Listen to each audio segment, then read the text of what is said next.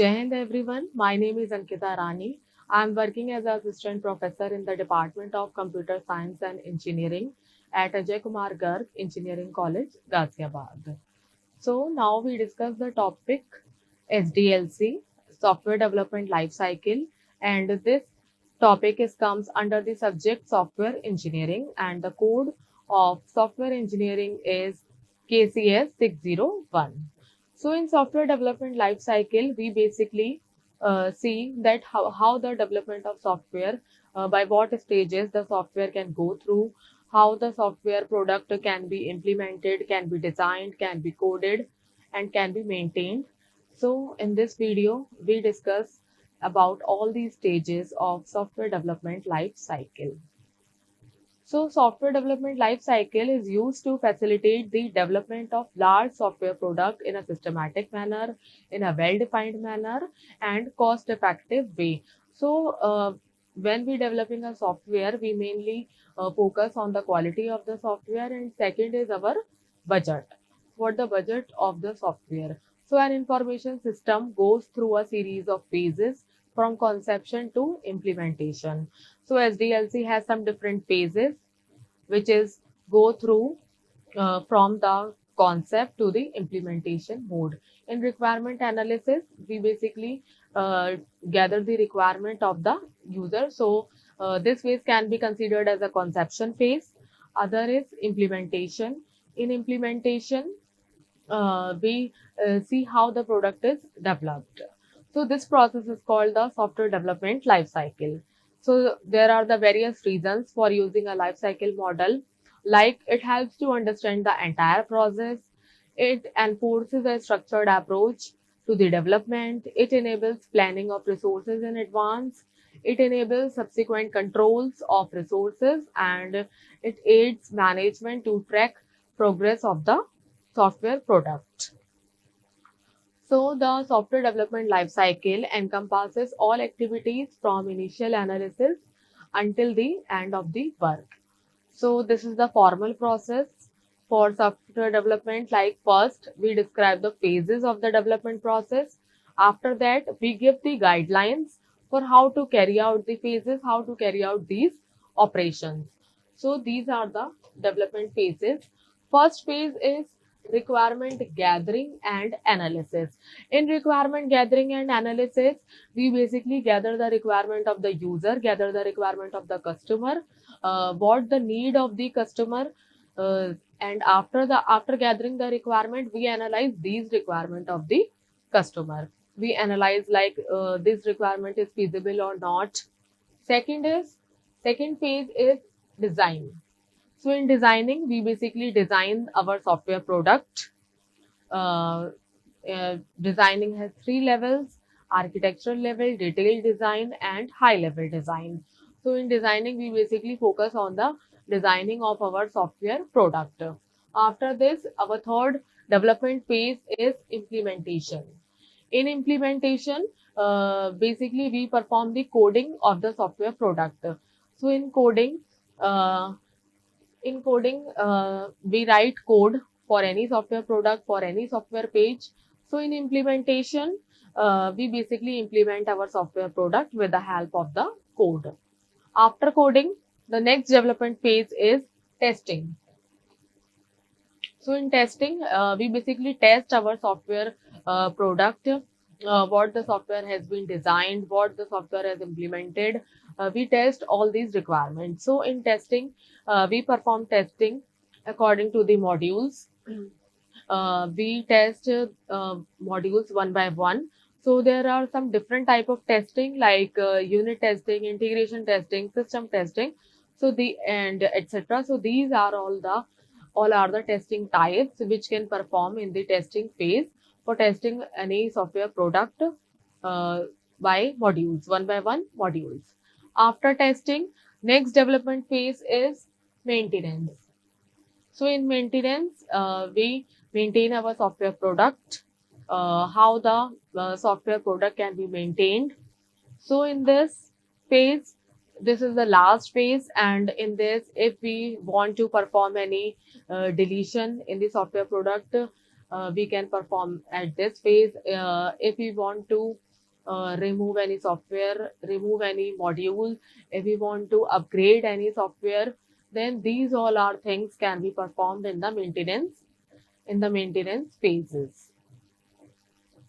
So first phase is requirement gathering and analysis. So in this we decide what the project is supposed to do, and we do not think about how the program will accomplish task. In this phase we basically focus on the gathering of the requirement. So the output of this phase is it describes what program will do once completed, and it also gives the user manual which tells how user will operate program and and the performance criteria. Next is design. In design, they plan how to implement the system. Basically, they discover a structure that lie behind the problem to be solved. So there are some design approaches. In design approaches, we use the structural design. Like structural design can be like DFD diagram, ER diagram, use case diagram, detailed design. So DFD and ER diagram we basically use in the designing phases, and detailed design and high level design, these all are the designing approaches. So the output of design is description of classes and methods, and the next output is the diagrams which showing the relationship among the classes, modules, tables, and module. It shows the relationship between all these. Next is implementation.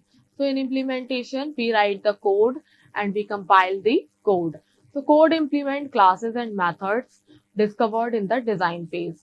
So the output of implementation is the completed program, how the program will show. Next is testing. In testing, there are some testing strategies. First is unit testing. In unit testing, we basically testing the modules one by one. In integration testing, we integrate all the modules. Next is system testing. In system testing is of three types.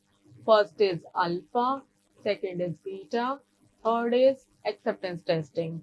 In alpha testing is basically performed by the user and performed by the software developer.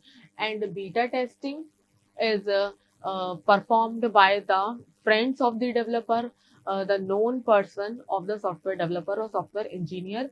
And acceptance testing is performance by the customer, is performed by the user. So in acceptance testing, the customer will check whether it's satisfying the customer requirement or not. The next is run test to verify the program works correctly or not. So the output of testing is a report of the test and their respect and their results. What the testing results and what the report of the test. Next is maintenance. The last phase is maintenance. In maintenance, user install program and user use program for its intended purpose. And maintenance approaches are, there are the three basic approaches of the maintenance. First is corrective maintenance, second is perfective maintenance, third is adaptive maintenance. So these are the basic three approaches through which we can perform the maintenance on the software product. So before going through the software development life cycle, firstly we have to know what is software process. Software process is a set of activities whose goal is the development or evolution of software. So generic activities in all software processes are like specification, development, validation, evolution. So in specification, what the system should do and its development constraint means for what purpose we develop our software. Development, the production of the software system, how our software system will be developed. Next is validation. So in validation, basically we check that the software is what the customer want, whether it satisfies the customer requirement or not. Next is evolution. In evolution, we basically changing the software in response to the customer demand. So we change our the software. We changing the software. We can some modification in the software according to the customer demands or according to the customer requirements. So these are the four activities which we performed during the software development process. So this is the types of the software process model. These are the types. First is waterfall model. In waterfall model, we have some separate and distinct phases of specification and development. Next model is prototype. This is the first model. Next model is prototype model. After in prototype model, we basically build some small prototype before developing the original software. Third is spiral model. In a spiral model, our software is in spiral form like this. After this, the fourth model is increment process model. Fourth model is increment process model, and increment process model has two types. First is iterative enhancement model, and second is rapid application development model, RAD model. So these are the two types of the increment process model. Next is evolutionary process model. In evolutionary process model, we basically divide the software in evolutions. So these are the some types of generic software process model. But in this lecture, we discuss waterfall model, prototype model, and spiral model. So first is waterfall model. So the waterfall model was first process model to be introduced. So waterfall model is the first model which introduced in the software development, in the software engineering. It is very simple to understand and use. In a waterfall model, each phase must be completed before the next phase can begin, and there is no overlapping in the phases. So, like in this, we have some phases like designing, coding, testing, maintenance. So, in waterfall model, each phase must be completed, and after that, the next phase will be started. So, waterfall model is the earliest SDLC approach that was used for software development. So, in the previous time, we use the waterfall model approach for the software development because this model is very simple to understand and very simple to use. So this is the diagram of the waterfall model. First phase is requirement analysis and specification. Like previously discussed, in this model, basically we gather the requirement of the customer and we specify these requirements. So in the first phase, we basically gather the requirements. Next is designing. Next phase in the waterfall model is designing. So in designing, we basically design our software product by using the designing approaches. Designing approaches like DFD, ER diagram. So after the designing, next phase is coding and unit testing. So in coding and unit testing, we basically write and compile the code and we perform the implementation of our software product. After performing the coding, we perform unit testing. In unit testing, we test the modules one by one in units. So we divided the module in the smaller units and we test these units with the help of the unit testing approach, unit testing strategy.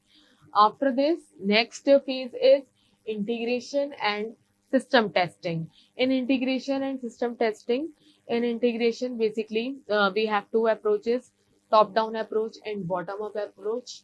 In integration, we have two approaches, top-down approach and bottom-up approach.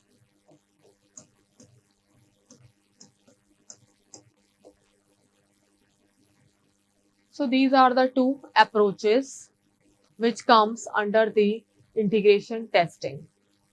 So in top-down approach, like top-down is like this. In this, we perform the testing from the top to the down. And in bottom-up approach like this, bottom-up approach like this is the bottom and this is the up. So in the bottom-up testing, bottom-up approach, we perform the testing from the bottom to the upward direction. So these are the two approaches which we perform in the integration testing. Next is system testing. In system testing, we tested the whole system. So in this, we integrate all the modules. We combine all the modules which we have divided in the unit testing. We integrate with the help of the integration testing. So in system testing, we perform the alpha testing, beta testing, and acceptance testing. Last phase is maintenance. In maintenance, we perform some updation like updation, modification, changes, deletion, updation, deletion, modification, any changes. If you want to do any change in a software product, so these can be performed in the maintenance phase. So in maintenance phase, we also upgrade our software, like software upgradation. We also upgrade our software. So this waterfall model is known as the classical waterfall model because in the previous time we use waterfall model for developing any software product. So these are the phases which we discussed already: requirement analysis and definition, system and software design, implementation and unit testing, integration and system testing, operation and maintenance. So after classical waterfall model, there are the some enhancement in the waterfall model, which is called as iterative waterfall model. In iterative waterfall model, we assume in its design that no error will occur during the design phase. So in the designing phases, we assume that no error will be occur. So iterative waterfall model introduces feedback path to the previous phases for each process phase.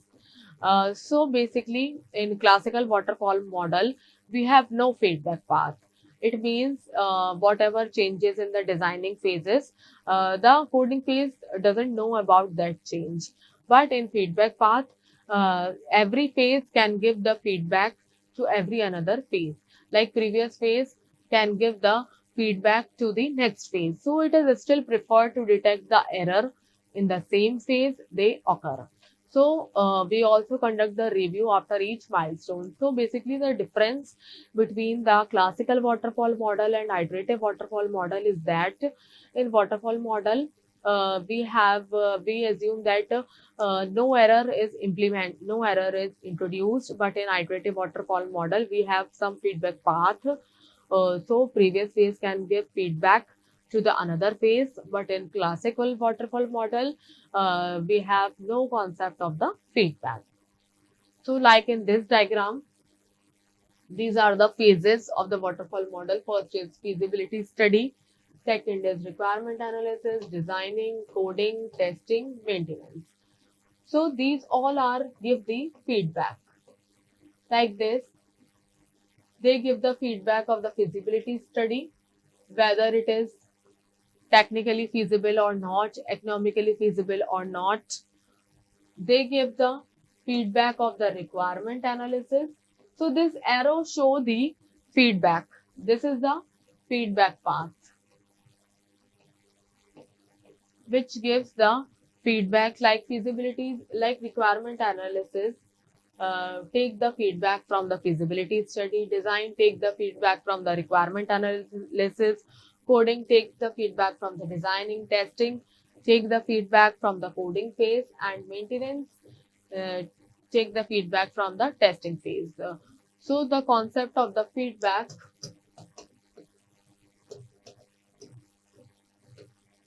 comes in iterative waterfall model, but in classical waterfall model, we have the no concept of uh, feedback. So with the help of the feedback, we easily identify the error.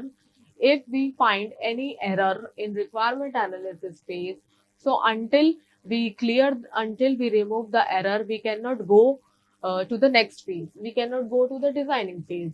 So in this, every phase, so in this, we detect the error, we find and remove the error by each phase. But in classical waterfall model, we can't find the error because it doesn't give the feedback. So the advantages of waterfall model is it is a linear model and it is a segmental model. Linear model means like in linear form, and segmental model means the model is divided into segments. Next is it is systematic and sequential, and it is a simple and easy, and it has proper documentation. So the model has proper documentation how to developing a software. So these are the some limitations or disadvantages of waterfall model. Like it is difficult to define all requirement at the beginning of the project. During the development of the software product, the requirement from the customer are coming. So model is not suitable for accommodating any changes, but we can't do any change in the middle of the project.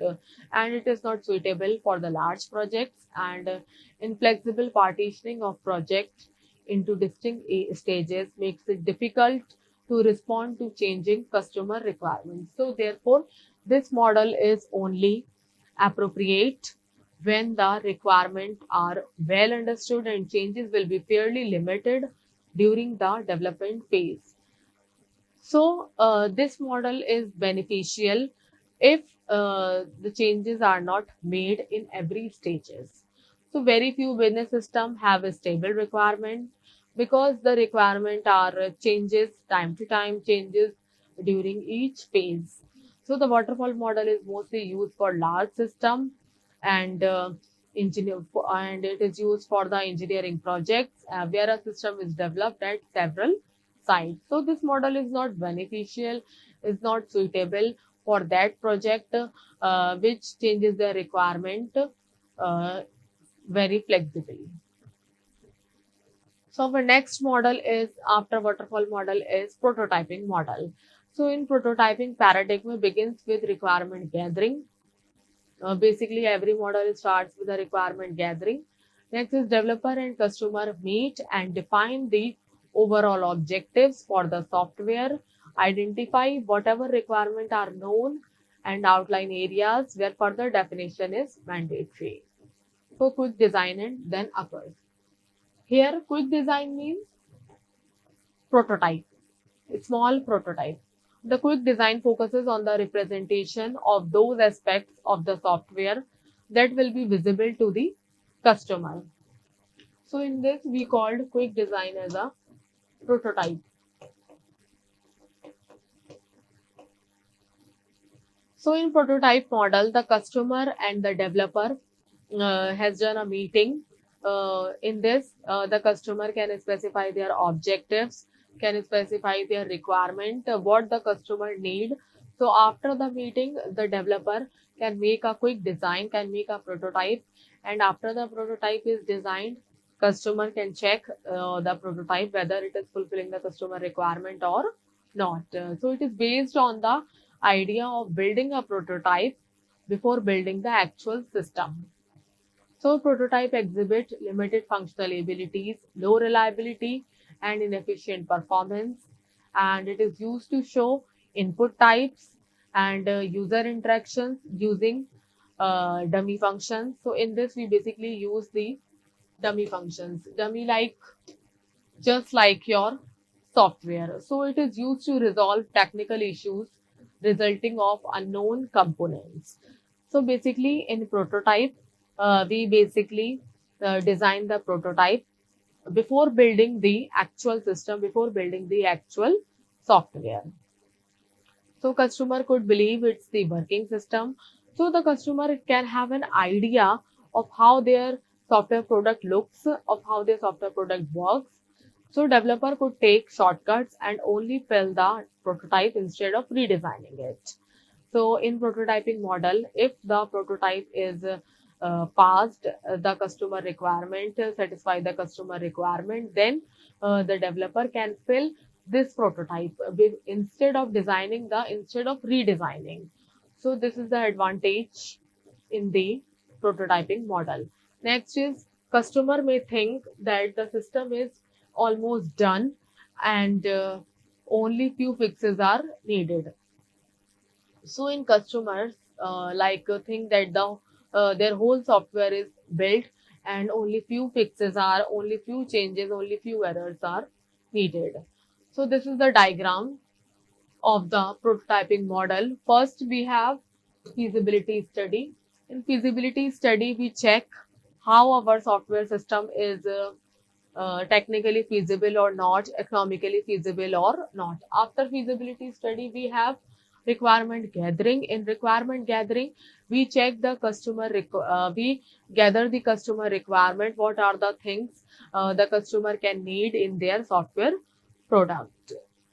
Next is quick design. After gathering the requirement, the software developer can make a quick design which is called as prototype. In prototype, customer can see how the product looks like and how the product can work. So quick design के बाद after quick design we have build prototype. In this developer can build a prototype. After building the prototype, customer can evaluate these prototypes. After evaluation, if the customer want any changes, then we can go to the refined requirements. In refined requirements, like customer can make any changes, can what are the changes. So these are the requirement are refined. Refined means like in prototype, customer doesn't like something. So in refined requirement, we changes the requirement of the customer. After refined requirement, again we make a quick design and again we build a prototype, and after that again the customer can evaluate the software product. So if the customer satisfy through the prototype, then we can go to the designing phase. In designing phase, we make a design. After that, we go to the implementation. In implementation, we write the code, we compile the code, and after that, we go to the testing phase. In testing phase, we perform some testing strategies like integration testing, system testing, unit testing. After testing, we go to the maintenance phase for maintaining our software, for upgradation, any for doing any upgradation, for doing any changes in maintenance phase. So this is the prototype model quick view. In prototype model quick view is first we listen to the customer. In this phase, the customer and the software developer can meet and finalize the requirement and finalize the objective of the software development. After this, we build and revise mockup. Like we make the mockup project like quick design. We build a quick design, we build a prototype like mockup project, mockup model. After that, customer test drive mockup means customer evaluate the software product whether it satisfy the requirement or not.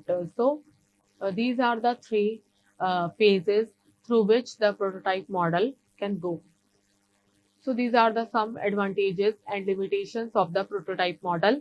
Advantages: it is suitable for large system for which there is no manual process to define their requirement, and user training is not required to use the system because in this the customer can see the prototype, can see the quick design. So in this basically user training is not required. So user services determination is not required, system training is not required, and quality of software is good because all the errors are identified and removed at the beginning of the project in the prototype. So the chances of the error are less. So, and the next advantage is requirement are not freezed. Like in waterfall model, at the beginning phase in requirement analysis, requirement are freezed, but in prototype model, requirement are not freezed in any phase. It means customer can changes their requirement at any phase. Next is limitation of prototyping model. Limitation of prototyping model means disadvantage of prototyping model is it is difficult to find all the requirements of the software initially. Like in the initial phase, we cannot find all the requirement of the software. Next is it is very difficult to predict how exactly the system will work after the development. So these are the some limitations of the prototype model. Next model is spiral model. Third model is spiral model. So in spiral model, process is represented as a spiral rather than a sequence of activities with backtracking. So in this, each loop in the spiral represent a phase in the process, and no fixed phase such as specification or design. Loops in the spiral are chosen depending on what is required. Next is risks are explicitly assessed and resolved throughout the process. So in this, we have some spiral form rather than the sequence of activities. Like this is the spiral form rather than the sequence of activities. But in waterfall model, we have some sequence like this. This is the sequence. So these are the phases of the spiral model. First phase is planning. This is our first phase, planning. In this, we plan our the software, how to build a software, how to develop a software. Next phase is risk analysis. In risk analysis, we identify the risk in software products. Third phase is development and testing, how to develop a software product, how to test the software product. And fourth is evaluation. In evaluation, how we evaluate our software product. So these are the cycles of the spiral model. In spiral model, we have some four quadrants. First quadrant is identify. First quadrant is determining objective. Second quadrant is identify and resolve risk. Third quadrant is develop next level of product. Fourth quadrant is customer evaluation of prototype. So this is the diagram of the spiral model. In a spiral model, first we determining the objectives of what objectives of software we have. After that, we evaluate alternatives and identify and resolve risk. So in this, we perform the risk analysis, and after the risk analysis, we build some prototype like prototype 1, 2, 3, and next is operational prototype. So this is the phase of concept of operation. In this, we perform all the development and testing like product design, detailed design, software requirement, verification and validation. We perform some testing, unit testing, integration testing, acceptance testing. And after the development and testing phase, this phase is the evaluation phase. In this requirement plan, life cycle plan, and we plan the next phases. So this model is work in the spiral form like this. So these have some four phases. So this is the sector like objective setting, risk assessment and reduction, development, validation, and planning. Like these all are the sectors like sector 1, sector 2, sector 3, and sector 4. These all are the sectors of the spiral model. And this is the advantages and disadvantages of a spiral model. Advantages are it is a risk driven model because in this we perform some risk analysis, and it is very flexible model, and less documentation is needed in this model, and it uses the prototyping like a prototyping in second phase. And the disadvantage of spiral model is no strict standard for software development and no particular beginning or ending of the particular phase. So every phase can be started at any time.